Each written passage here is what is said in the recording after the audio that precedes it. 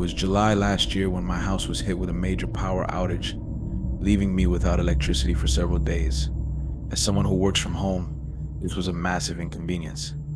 I had no choice but to rent an Airbnb while the repairs were being done. Living in a relatively small town, my options were limited. The nearest affordable Airbnb was about a 45-minute drive from my home in a more secluded, less desirable part of the city. Despite the area's reputation, I figured a few days stay wouldn't be too bad and the cost savings were worth it. Exhausted from the chaos at home, I arrived at the Airbnb and went straight to bed. The next morning, I woke up early and set up my laptop for work. Just as I was about to start my day, there was a knock at the door. Unsure of what to do, I hesitated, but thinking it might be the host, I decided to check. Standing on the porch was a man in his early 30s covered in tattoos. He didn't look like a typical Airbnb host or a salesperson. I felt uneasy, so I decided to ignore him and went back to my desk to start working. My day was packed with meetings and catching up on work, and before I knew it was 8 p.m. I decided to go out and grab some dinner. Just a few minutes after I returned and started eating, there was another knock at the door.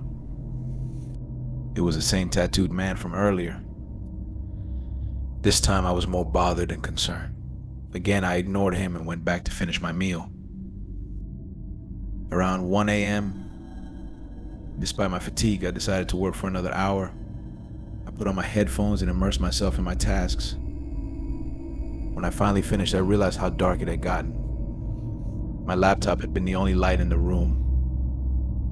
As I turned on the lights in the front hall, a chill ran down my spine. There on the floor were faint but unmistakable shoe prints. They were all over the place, even leading up to the desk where I had been working. Terrified, I followed them to the back door. Pure horror washed over me.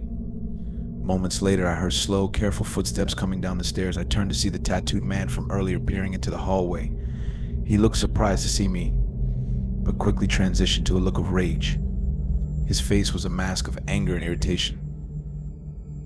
I wanted to speak, but no words came out. My heart pounded in my chest as I turned and sprinted out the back door, running through the backyard and into the trees behind the houses. I hid behind a tree, pulling out my phone to dial 911. I froze when I heard footsteps running towards me, holding my breath as they passed by without seeing me. Once I was sure I was safe, I called the police. They arrived at the Airbnb, and I gave them a detailed description of the man. The next day, they found him, confirmed by the distinctive tattoos I had noticed. He had broken into several homes in the area, committing horrible acts against the residents.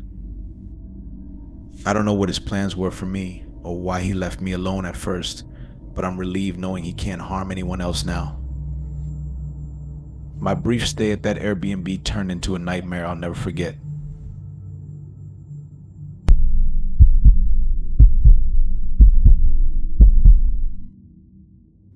I had booked an Airbnb several weeks in advance in a town I'd never been to, a small, secluded place called Ravenwood. I had a client to meet for work in the area, so I planned to stay just one night and drive back home the next day. The drive was about 3 hours long, and when I finally pulled into the driveway, I was struck by how eerily quiet the neighborhood was. Most of the houses were dark, with thick trees casting long shadows across the lawns, blocking much of the view. As I stepped out of the car, the only sign of life was a lone figure walking down the road. Nothing seemed particularly off about them, but for some reason, a strange feeling crept over me. I brushed it off, unlocked the door, and went inside to settle in. The house was pretty average, but it suited my needs perfectly. After a quick tour, I stepped back outside to grab my other bag from the car. As I walked onto the porch, I noticed the person I'd seen earlier was now standing in the middle of the road facing the Airbnb. A sense of unease washed over me. I made my way to the car, keeping an eye on the stranger. They noticed me and started walking away, but something about the encounter felt wrong. I hurried back inside, locking the door behind me. For added security, I pulled my car into the garage and locked everything up tight. Throughout the evening, I occasionally checked outside, but The mysterious person was nowhere to be seen. I had an early start the next morning, so I decided to go to bed, hoping for a good night's sleep. My alarm went off at 4 a.m. and I groggily sat up in bed. The house was still dark, but I noticed a light coming from under the bedroom door. I distinctly remembered turning off all the lights before going to bed. Uneasy, I approached the door and listened. There was a faint sound of movement on the other side, like someone was shuffling around. I slowly opened the door and saw the living room light was on. I knew I had turned it off. The noise continued, and as I crept down the hallway, I saw a man rummaging through one of my bags in the corner of the living room. He was wearing a black hoodie and ripped jeans, the same outfit as the person I had seen outside. He didn't look startled. It was as if he had been expecting me. He dropped the bag and shouted at me to stay where I was. Panic surged through me as he started moving towards me. I turned and ran back to the bedroom, slamming the door shut just before he reached it. He rammed into the door, trying to break it down, then began fiddling with the lock. Thinking quickly, I opened the window and jumped out. Sprinting away into the darkness, I called the police, and by the time they arrived, the intruder was gone, along with my bags. The most chilling part was when I returned to the bedroom, the door was open. He had picked the lock and gotten inside. If I had stayed and hidden, I shuddered to think what might have happened. The police believed there was more to this man's intentions than just robbery, and I can only pray he never finds me again. That night in Ravenwood was a reminder that sometimes the quietest places hide the darkest secrets.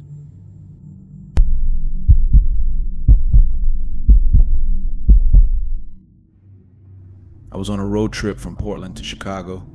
It's nearly a 3-day drive, so I had some places booked to sleep at along the route. Instead of crowded hotels, I opted for Airbnbs to enjoy the journey more. My first stop was in a remote corner of Wyoming, a tiny town off the beaten path. As I crossed into Wyoming, heavy snow began to fall, turning the already long day of driving into an ordeal. By the time I reached the town, the roads were blanketed in snow, and the sun had already set. The place was eerily quiet, exactly how I imagined a small town in a low-population state like Wyoming to be. Hoping for a quick dinner, I drove through the town, but it quickly became clear there wasn't a single open restaurant, not even a fast food joint. I turned down a long driveway leading to my Airbnb. I parked, grabbed my bag, and trudged through the snow to the front door. Once inside, I locked the door behind me and turned on the lights. The place was cozy, about 500 square feet with just a living room and bedroom. After dropping my bag next to the bed, I settled on the couch, exhausted from the drive. As soon as I sat down, a loud thump came from the bedroom. My heart skipped a beat.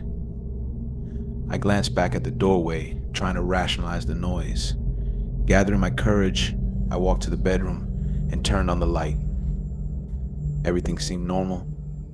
I checked the small bathroom, nothing. The only other door was the bedroom closet. I approached the closet and tugged on the handle, but it didn't budge. It seemed locked from the inside. Uneasy but trying to stay rational, I convinced myself it was probably a maintenance closet where the owner stored things. Returning to the living room, I tried to relax and plan for the next day. After about 15 minutes, I got up to check the snow outside. It was still falling heavily, with no lights visible from the town beyond the tall pine trees. Shutting the blinds, I turned back to the couch and saw a shadow move in the bedroom. Heart pounding, I walked towards the bedroom, listening intently. I peered inside, everything was in place, but I knew I had seen something. My eyes landed on the closet. It was still closed, but something about it felt wrong. With a deep breath, I grabbed the handle again. This time it opened with ease. The closet wasn't locked anymore, but it was empty. Just a small walk-in space. Before I could process what was happening, I heard a noise behind me. I turned around and froze. A large man was standing in the doorway to the bathroom. He looked beaten and tired, with scratches and cuts all over his face. He didn't seem startled by my presence. It was as if he had been expecting me. He stepped into the bedroom and knelt down, pulling a dirty, worn duffel bag from under the bed. Without a word, he stood up and walked out of the room, not even glancing at me. I followed him to the front door, watching as he trudged through the snow until he disappeared into the darkness. Shaken, I called the police. They took my statement and spoke to the Airbnb host, but I never got any further information. I can't shake the feeling that he was using the place for more than just a place to sleep. The thought of what could have happened if I had gone to bed with him hiding in the closet still haunts me.